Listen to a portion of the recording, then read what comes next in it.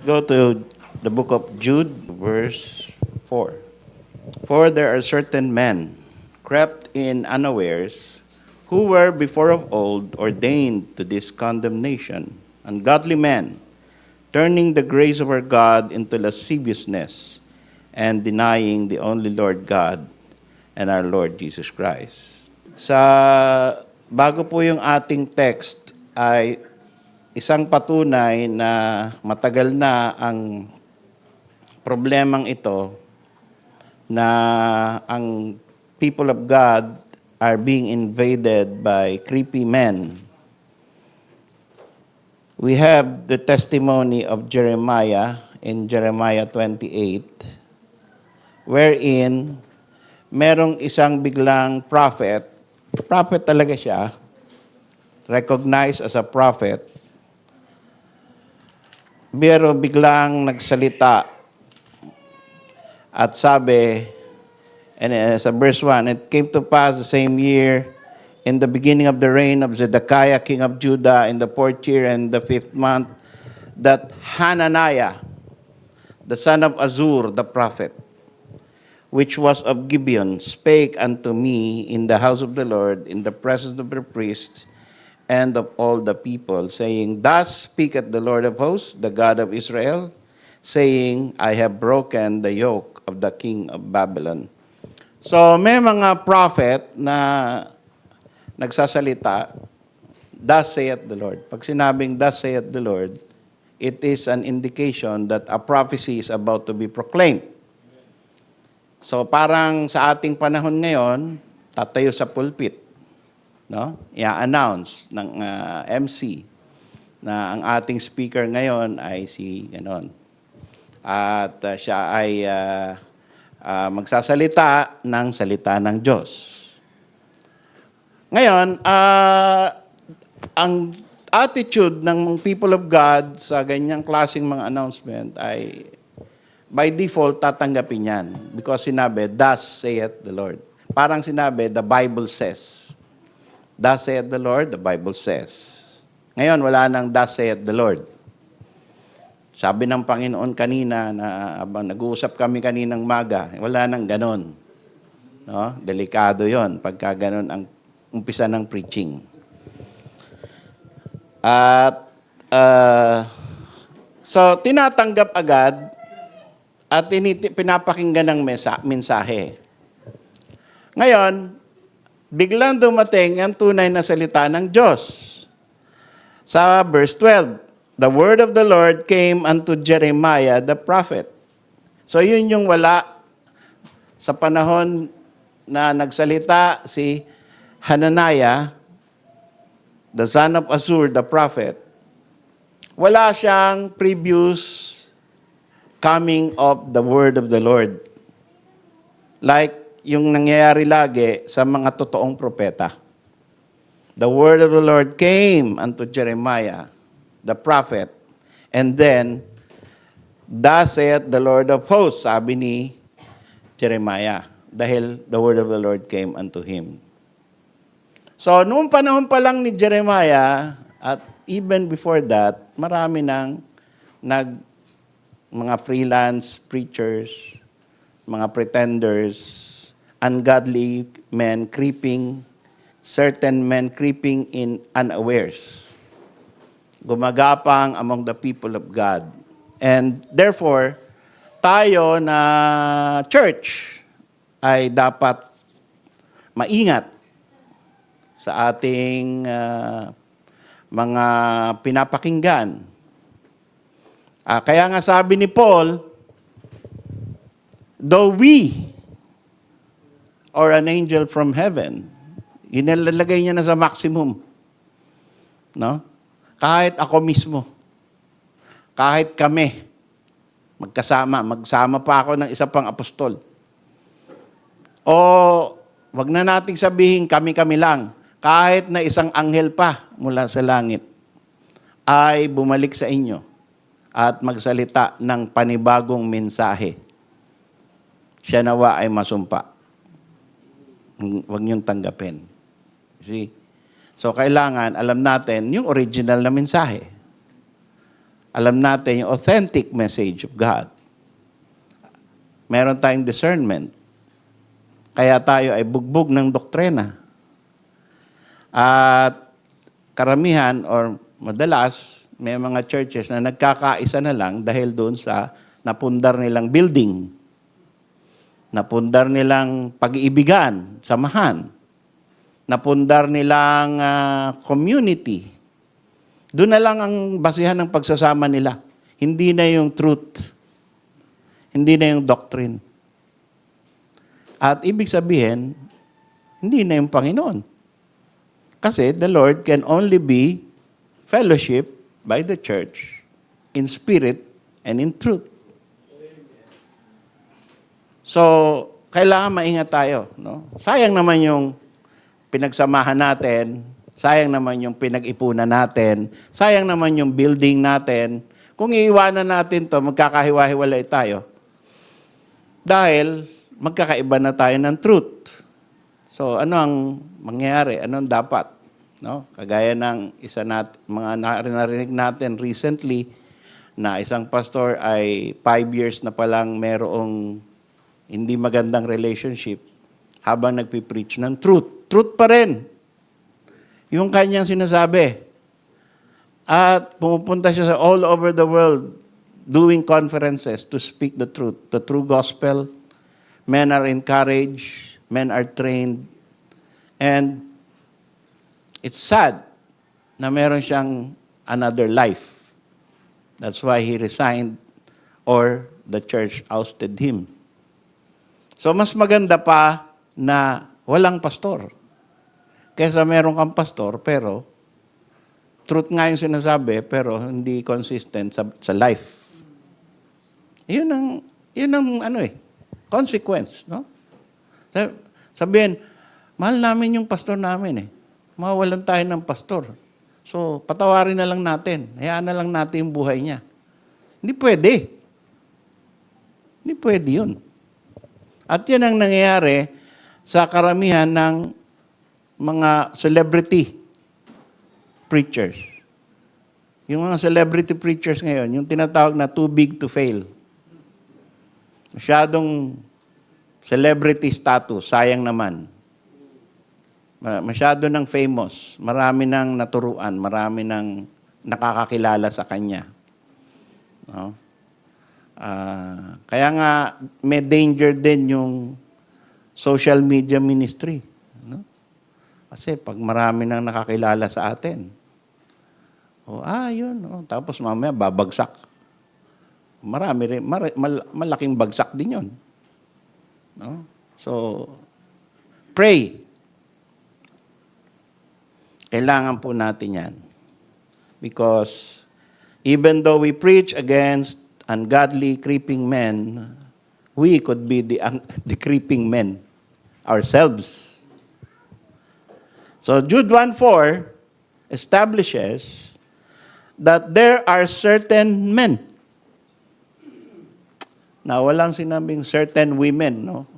Ibig sabihin, kasi, pag women, automatically, mali na. Hindi na yan, si Joyce Meyer, hindi na yan kino-consider na, tama po ba, na babae? Hindi na tanong yun sa isang Baptist church, na isang babae ang magli-lead, or ang lead preacher. Pwedeng magturo, pwedeng magkaroon ng mga ministry, pero out of the question na siya yung pinaka-leader or head of the church. There are certain men. This is a blind item. Walang pinangalanan. May mga minsan nagre-review. Sabi, pangalanan mo kasi, pastor, kung talagang matapang ka. Meron lagi nang hahamon ng ganun eh, no? Sabihin mo na ako sino. Sabihin mo na may masama yung ginagawa mo, may pinapatamaan ka. Pero ang Bible kasi ganun eh. Certain men. May mga lalaki dyan No? Crept in unawares. Ibig sabihin, na nakalubog sa inyong mga congregation or ini-invite nyo, nasa inyong circle. No? Kasama nyo. At yan, kaya sinabi, crept, ibig sabihin, gumagapang yan. Ginagapang yung inyong mga doktrina.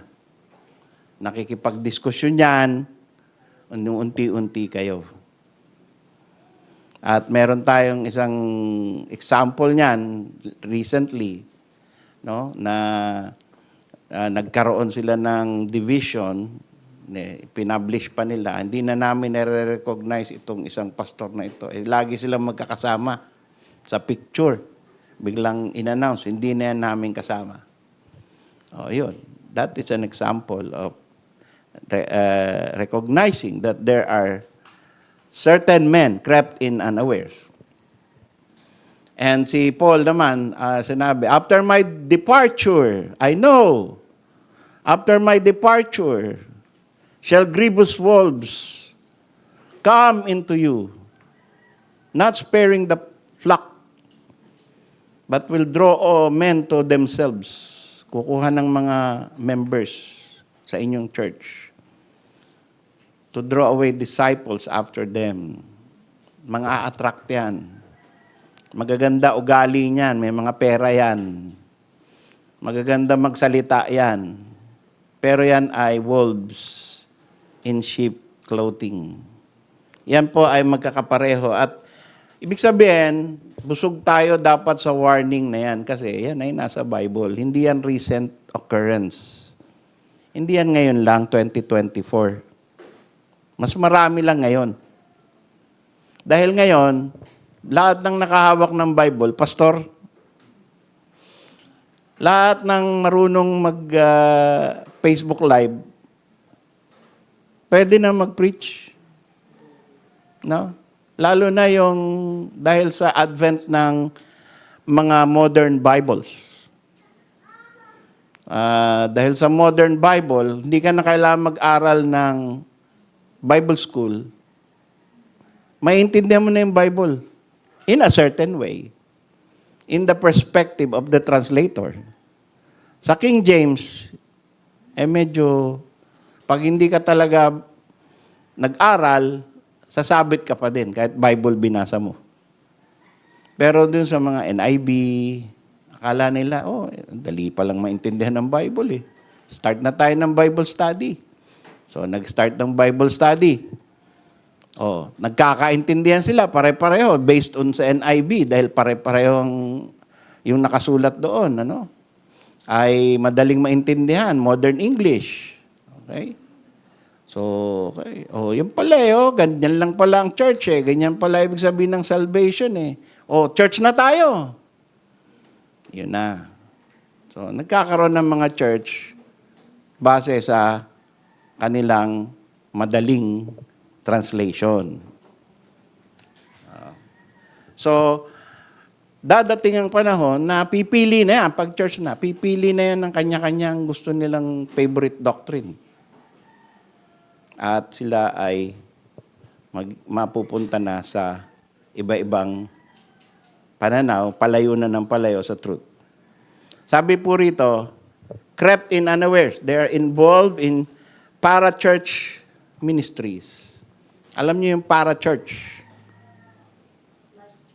Parang church. Yun, yung para-church. No? Para-legal, you are not an attorney, but you are acting and working in the legal field.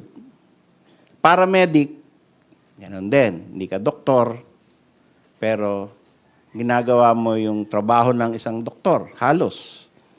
No? Meron bang yung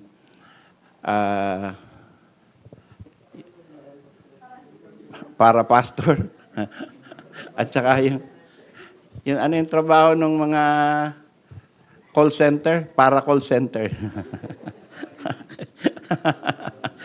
Okay? So ngayon maraming hindi ka expert, you have not the training, you have not the credentials, you don't have the degree, you don't have the discipline, but you are tinkering and you think you understand, so you do it. So that is a para-church ministry. That is sometimes yung para-church, mas malaki pa sa church. International ministry yan. Like yung tinatawag nating Full Gospel Businessmen's Fellowship. No? Ang laki niyan, worldwide yan. Lahat ng businessmen. At nakaka-attract yan kasi bira kasama mo mga may-ari ng SM. Oh. Yung mga na-save sa mga na-save sa linya nila Gokong Wei, yan, yung mga na-save na linya nila Ayala, yung mga artista, no? Mga andun, no? Uy, punta tayo doon, attend tayo. No? Businessmen Tapos mga sila, famous men sila at sila ay nagiging nagte-testimony tungkol kay Kristo. Oh. So yan po. Kaya lang, iba-iba doctrine yan. So through that kind of a para-church ministry, sumama ka, member ka ng halimbawa ng BCA, SGBCI. Iuwi mo ngayon dito, yung natutunan mo ron. Tapos dahil ang ganda, yung mga kanta nila, yung mga games nila, yung mga style nila, mga Christian naman yun dadalhin mo rito. Ngayon, kung hindi tayo aware, walang nagsisita sa atin, sasabihin, sige, okay lang yan. Ginagawa pala nila At effective sila Lumaki nga sila, international sila gawin din natin. Ang dami pong nangyari na Baptist Church na windang dahil sa purpose-driven church ni Rick Warren. Purpose-driven church. Yung mga style niya, ginawa nila yung church nilang ganun. Tapos, lumaki nga. Kaya lumayo sa doctrine. So, yun ang problema na minsan, tayo mismo yung nagdadala ng basura. 'Di ba? Pwede namang tayo magbasa, manood, mag-attend ng conference. Ingat tayo sa pagpapasok dito. Yun lang ang ibig sabihin nun. 'Di ba? Mag-iingat. Pwede ba 'to? Huwag yung basta porket head ka ng ministry. Ito na. Okay? Ganon din sa mga special numbers. Sa music natin. 'Di ba? Minsan na-import natin yung Hillsong. Dahil hindi natin alam. Ang ganda pakinggan. Mukhang sincere. Ka-attend ko lang ng isang Baptist church na hindi nila alam na Hillsong yung kinakanta nila. Kasi alam mo naman yung style niyan di ba? Pagka yung praise and worship style, ang repetitive, pagkatapos, parang gusto mong gumanyan. Parang gusto mong gumanon. Parang may naaamoy kang, insenso. Ganun yan. Pagka ganun na feeling mo, uy, iba to Oo. Yung mga kinakanta natin, di ba? Hindi ka mapapaganon kasi doctrine yung kinakanta mo doctrine. Pagkatapos, habang kinakanta mo yung doctrine, ine-examine mo, tama ba yun? Di ba? Applicable ba yun sa Bible, sa buhay ko? Ganon tayo kumanta Hindi yung basta kanta lang. Ulitin mo yung Lord God, I love you, Lord, ng 30 times. Di ba tama naman yung doctrine? I love you, Lord. I love you, Lord. I love you, Lord. I love you, Lord. Oh, Lord. Di ba? Tama, walang mali doon. Pero, yun ba, Baptist way ba ng pagkanta yun? So, pati sa mga ganyan, ay pwede tayong magapang. No? Good music, good voice. Tapos, pero ito matindi to eh. Ito sinasabi ni Jude sa verse 4. Certain men crept in unawares. No? So, they creep by being on a celebrity status, influential, being a freelance. Sila ay walang accountability. Tandaan po natin, ang kaibahan po ng ating mga ministry, like yung newsletter ministry, joy ministry, itong social media ministry, at saka yung ginagawa ng iba na social media, newsletter, and everything. Ang kaibahan natin, we are accountable to the church. Centered tayo. This is under the authority of SGBCI. So the church can stop it. The church can censure it, or say, wala na lang, or tuloy natin yan. Hindi pwede tayong magkaroon ng independent ministry. Huwag kayong magkakaganon. Huwag mo sasabihin na, may ministry ako sa Panginoon, pastor. Talaga? Sige nga, paliwanag mo sa akin. Kasi, inutusan ako ng Panginoon na itong gagawin ko sa buhay ko, itong gagawin ko. Simula ngayon, ganito na. Paano nangyari? Huwag mong tawagin ministry. Buhay mo yun. Sarili mong diskarte yun. No? Wala naman, hindi naman tayo nananakop ng buhay ng may buhay. No? Gusto mo mag-asawa? Okay. Gusto mo wag mag-asawa? Pwede. Hindi ko sasabihin, mag-asawa ka na. Pero yung iba, parang gusto ko mag-asawa na. Ang tagal eh. Okay, pero, hindi ko sasabihin, hiwalay mo yan. Hindi kaya ay palitan mo yung boyfriend mo o girlfriend mo. Wala, hindi tayo nananakop ng buhay. Palitan mo yung business mo. Mag-full-time ka na. Yung iba, gusto ko nga mag-full-time. Sinabihan ko na, ayaw pa. 2 months daw, kaya lang 5 months na eh. Hindi pa rin. So, ganun talaga, no? Hindi, hindi utos yon, pakiusap lang. Yung sa pastor, no? Pero, meron pong freelance ministry na hindi maganda yon. So, meron po tayong warning dito that they are before of old ordained to this condemnation. They are ungodly men. And why? Bakit sinabi silang ungodly men?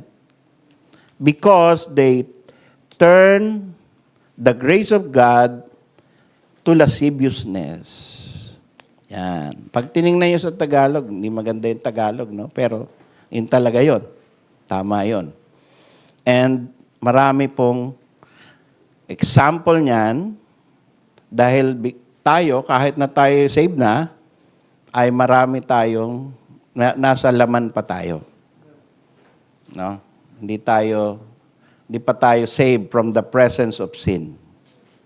Pwede pa tayo, meron pa tayong lust of the eyes. Meron pa tayong lust of the flesh. Meron pa tayong pride. So, have no confidence with the flesh. Wag mo sabihin, save ka na. Kaya hindi ka na matutokso. Wag mo sabihin, matagal ka nang save. Kaya wala na sa'yo yung ganyang klaseng mga kasalanan. Hindi ka na kayang tuksuhin ni Satanas ng ganyang klaseng kasalanan. Wag mo sabihin yun. No? Wag mo sabihin, deacon ka o pastor ka. Kaya hindi ka na apektado niyan. Huwag mo sabihin, senior ka na. Kaya wala nang appeal sa'yo, mga ganyang klaseng tukso. No? Kaya ka pa rin pabagsakin ng laman at ng dyablo. Dahil ikaw ay makasalanan by nature. at the Holy Spirit, it's only by grace. Tayo nakakatindig. It's only by the grace of God. Kaya, pwede pa tayo ring madaya nitong ganitong klaseng mga tukso na lalo na ng turo na binibigay ng certain men crept in unawares who turned the grace of our God into lasciviousness. Paano nangyayari yon? Minsan tayo ang nagiging umpisa ng gulo ng church. If we forget that we are sinful creatures by our thoughts, in our thought life, no? Halimbawa, may asawa ka na, tapos humahanga ka pa doon sa asawa ng iba. Ang ganda niya, ang pogi. Ayun. Sana siya na lang. Ayun. Hindi, napupunta yun sa isip ng mga may asawa. Di ba? Oh. Tanggapin natin yun. Kaya nga may kantang, bakit ngayon ka lang? Di ba? At ngayon ka lang? May asawa na ako, ngayon ka lang. Bira naman yan, no? Sayang. Oh. Yun eh. Yung na-meet mo yung dati mong girlfriend or boyfriend nung high school kayo. Yun. At nasariwa mong bigla yung mga alaala nyo noon na pumupunta kayo ng Luneta kahit walang pera. Oo. So, kape tayo. Ayun. Umpisa na yun. Huwag kayong magkakape.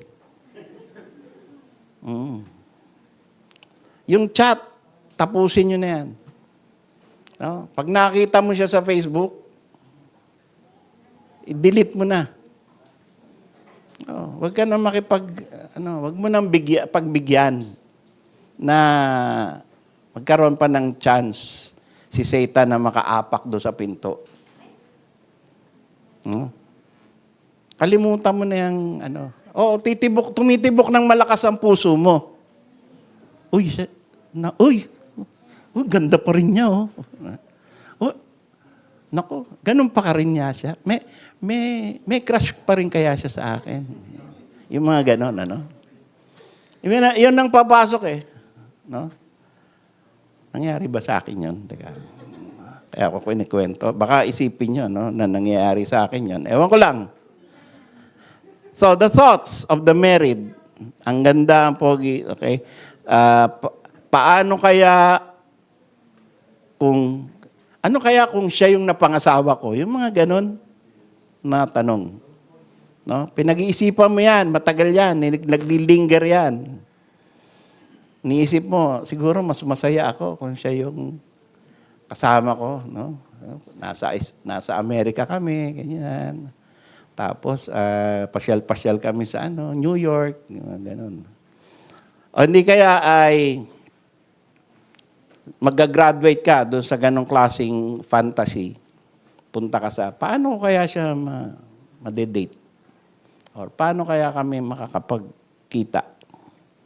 So, it begins with a thought. No? And then, doon pagka napunta ka doon sa susunod na stage, then ikukwento mo na yung masamang buhay mo. No? Yung hindi ka masaya sa marriage mo, hindi ka masaya sa mo, tapos magsisimpatya siya. Oo nga, no? Ganyan. So, yun ang mga hindi magandang umpisahan. And that is the way that ungodly creeping men creeps into your life as a family and affects us as a church. No? At kaya iwasan natin yan. Actions. Yun. So, yung tatawagan mo, hindi mo alam kung bakit, basta parang yung number parang gusto mong i-dial. No? Bakit? Bakit hindi mo maiwasan na yun lagi na i-dial mo? Ini-invite mo siya, gusto mong bigyan ng regalo. Yon. So, yun yung mga actions. And these are ungodly actions which should not happen. And wag natin pagbigyan sa ating church, sa ating sarili, sa ating pamilya. No. So, that is personal. But for church, ungodly church creepers, because they deny the only Lord God and our Lord Jesus Christ. Yun po ang sabi ng text. Turning the grace of our God into lasciviousness and denying the only Lord God and our Lord Jesus Christ. Alam nyo, yung balik ako doon sa turning the grace of our God into lasciviousness. Ano?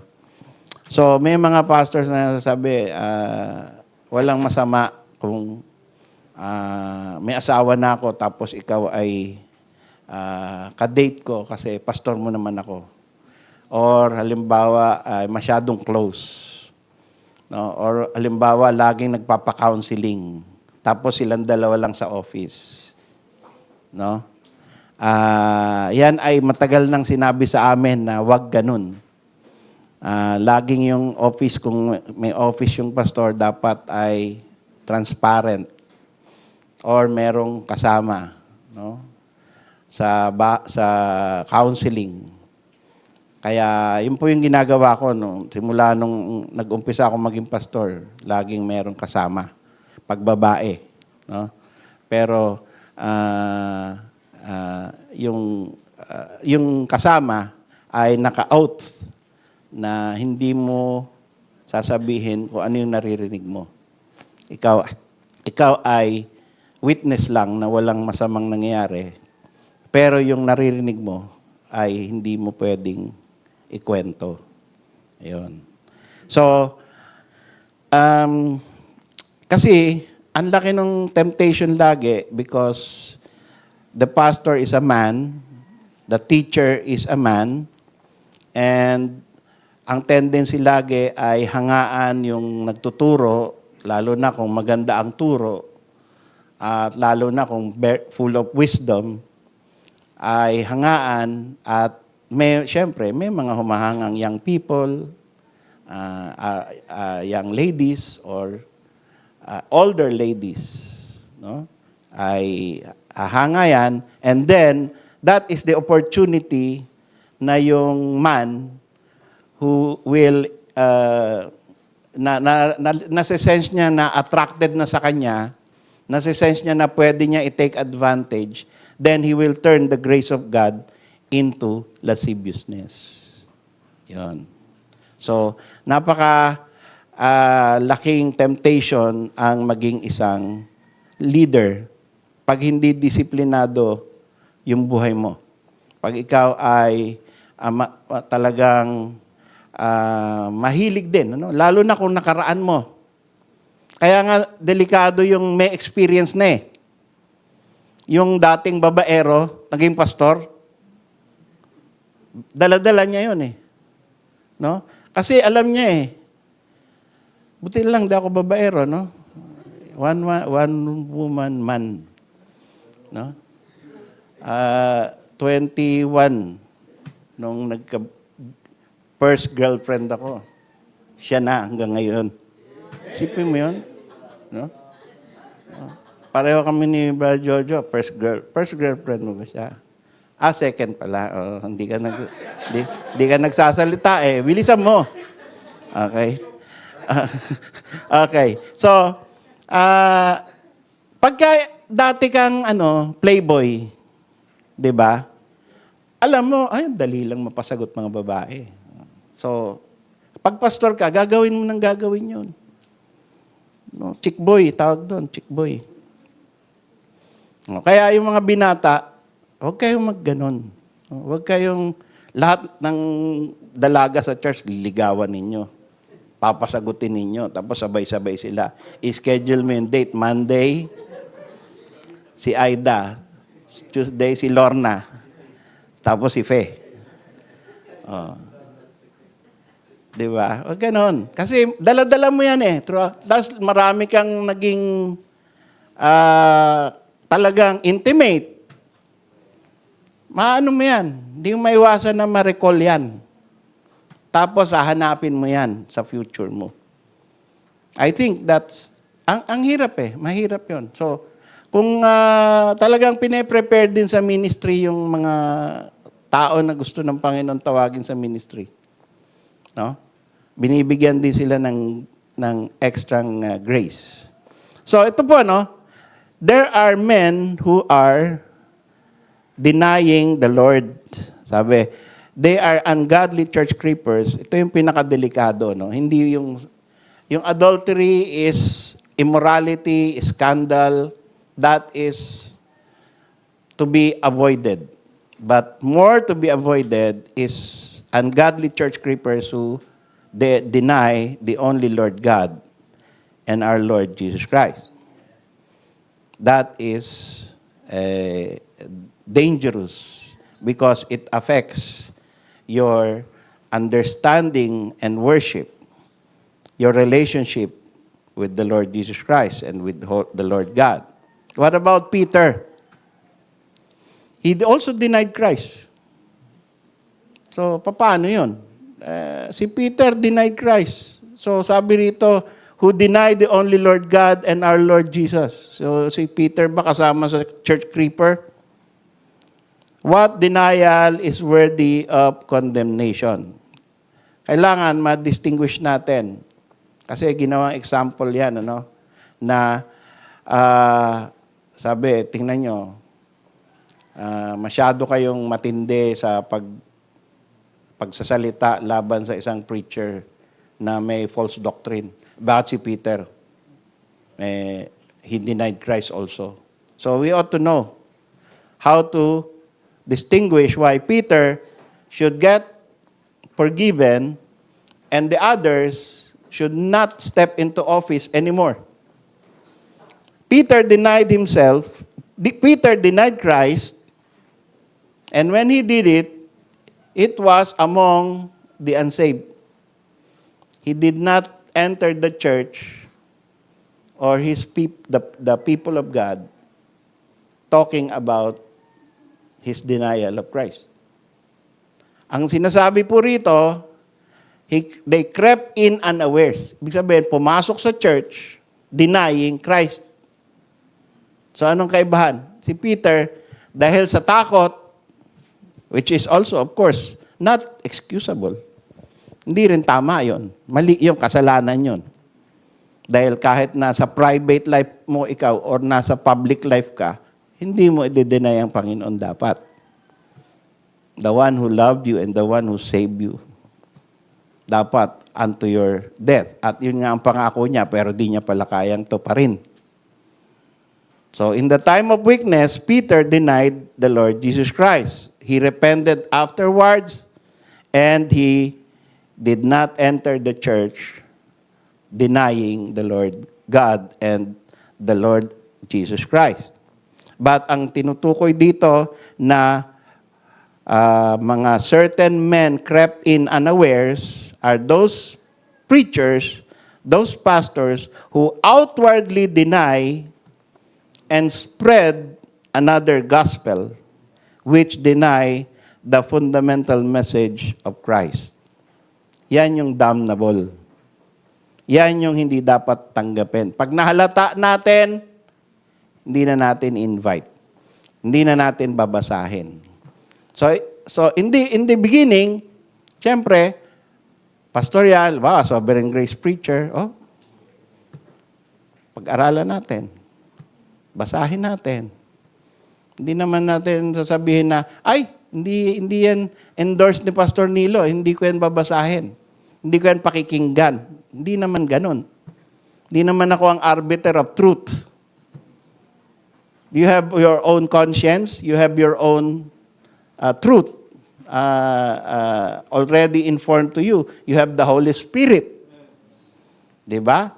So, the Lord will guide you also individually. We will be guided as a church, but we will be guided individually. Okay? So, wag niyong gawing ako ay parang pag hindi ko approve, mali na. No? Pwede kayong magbasa, pero pag-aralan nyo, tingnan nyo sa Bible. Tapos, pag napansin nyo, hindi pala, tsaka nyo itapon. Hindi kaya ipa-examine nyo pa rin. Sa akin o sa ibang tao, pa-examine ninyo. So, yun po ang gagawain natin. Dahil, importante na ang makakapasok lang dito sa ating church, sa inyong pamilya, sa inyong kaluluwa, ay ang katotohanan ayon sa salita ng Diyos, who will not deny the only Lord God and our Lord Jesus. Marami pong masasabi tayo example na denying the only Lord God. May kausap ako kahapon kasi usong-uso ngayon yung nga si Kibuloy, ano? So, wonder of wonders na kapag yung follower ni Kibuloy, nakakulong na nga yung kanilang pastor, ay sasabihin natin na mali yung aral niya, sasabihin pa rin nila, hindi, mag-research ka pa. Nabubulagan ka lang. Sabi, ang claim niya, siya yung anak ng Diyos, kanya na yung lahat ng kaharian. Ba't siya nakakulong? Di ba? Yun na lang eh. Ang claim niya, siya yung anak ng Diyos. So, akyat baba siya sa langit, siya ang pipirma ng kaligtasan mo, siya ang may-ari dahil tinurn over na sa kanya ng Father ang lahat ng kaharian ng mundo. Ba't ka nakakulong tas di ka makawala? Bakit ka sumuko? Dapat inutusan mo yung mga anghel na, alisin niyo yan, 3,000 pulis yan. Ama, magpadala ka ng 10,000 anghel dito para hindi makakilos. O bigyan mo sila ng pagkabulag para din lang ako makita. Ang daming di ba? Para sabihin you are really of the truth. Pero hindi, sabihin ng mga followers niya sa iyo, hindi mo lang naintindihan. Hindi mo lang alam. Sige, paliwanag nyo. Hindi ko alam eh. Paliwanag nyo. Hindi na kailangan ipaliwanag kasi hindi ka naman maniniwala. Paano yun? See? Ibig ba nilang sabihin, akala lang natin nasa kulungan yung boss nila, wala naman pala? Ganun ba yun? Diba? Tayo, mga kapatid, why we say that God answers our prayers and that God is with us? When we can explain, we are rational people. When a prayer is answered, when we ask for healing, a person is healed. And when we say he is healed, talagang magaling na. Hindi yung akala mo lang di magaling yan. Actually, magaling na yan. Hindi yung Pentecostal eh. I-claim mo na yan. Magaling ka na, wala ka ng cancer. Yes, Pastor, I believe, wala na akong cancer. Mamaya, mamatay sa cancer. Kasi, niloloko mo yung sarili mo eh. So, when we ask for answer to prayer, then the Lord, pag halimbawa may problema ka malaki, na-overcome mo. Meron tayo isang kapatid dito na may malaking problema. Tapos, sabi niya, kailangan, tulungan niyo ako mag-pray. Pambihira. Unintentionally, na-solve yung problema niya. Isipin mo yun, ang laking amount involved, pero parang ganun lang sinolve ng Panginoon. Di ba? At talaga na-solve. Kasi, nasa bangko yung solusyon eh. Hindi yung, kine-claim ko na, pastor, solved na to. Utang mo, andun pa rin. Di ba? So, we have a reason. We are rational people. When we ask for healing, there is healing. When we ask to overcome, we overcome. When we ask na tayo ay maka-triumph sa kasalanan na nagtetempt sa atin, nakakayanan natin yung kasalanan. So yun po ay isa sa mga dahilan kung bakit alam natin na hindi tayo kasama dito sa mga certain men crept in unawares. Tayo po ay, by the grace of God, iniingatan ng Panginoon as a congregation. Kaya applicable sa atin ang Jude chapter 1, Jude 24 to 25. This is our verse in ending. Tama-tama din na tinanong kanina yung tungkol sa OSAS. Dahil ito ay isa sa mga reason ba't naniniwala tayo that pagkatapos tayo iligtas, hindi na tayo mawawala sa kaligtasan. Now, Jude 24, now unto Him that is able to keep you from falling and to present you faultless before the presence of His glory with exceeding joy. Anong kayang gawain ng Panginoon? Para sa kanyang mga niligtas, sa kanyang mga hinirang, He is able, kaya niya to keep us from falling.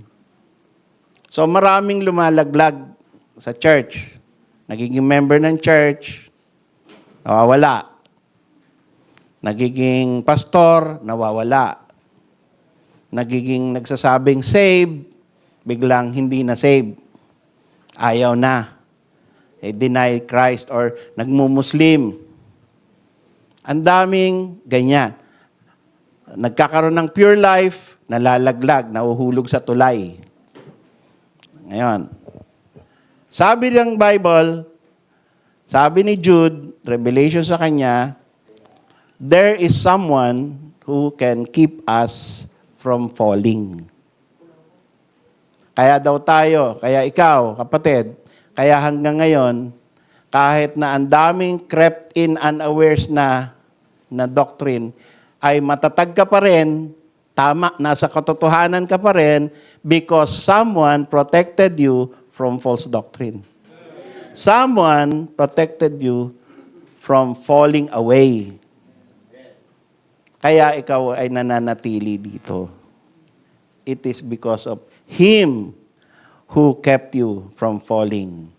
And bakit niya pine-preserve ka? Because He wants to present you faultless before the presence of His glory. Dahil gusto niya, pagdating niya mula sa langit, sasalubong ka sa Kanya. At ikaw ay walang blame. Wala kang blame. Kung ikaw ay kept from falling, walang mag-hold back sa'yo para hindi ka makaakyat sa rapture kasi mabigat ka kasi may dala-dala kang kasalanan. Walang ganun. No? You will be presented faultless before the presence of His glory, and it will be with exceeding joy. Masaya na pagsalubong. Pagdating ng Panginoon at pagdating na ikaw ay andito pa sa lupa, buhay. Or kung ikaw man ay pumanaw na, tapos bubuhayin ka muli ng Panginoon, yang pagkikitang muli na yan, will be have exceeding joy. Masaya yan. Ano? To the only wise God, our Savior, be glory and majesty, dominion and power, both now and forever. Amen. Yan po ang ating Panginoon na ipine-preserve tayo. So, wala po tayong dapat alalahanin na i-maintain natin ang ating sarili. Pero, ganun pa man, tayo po ay nag-iingat sa ating church, sa ating testimony, sa ating mga doctrines, sa truth, iniingatan po natin yan. Because we don't want to grieve the Lord while we are here on this earth. Tayo po tumayo.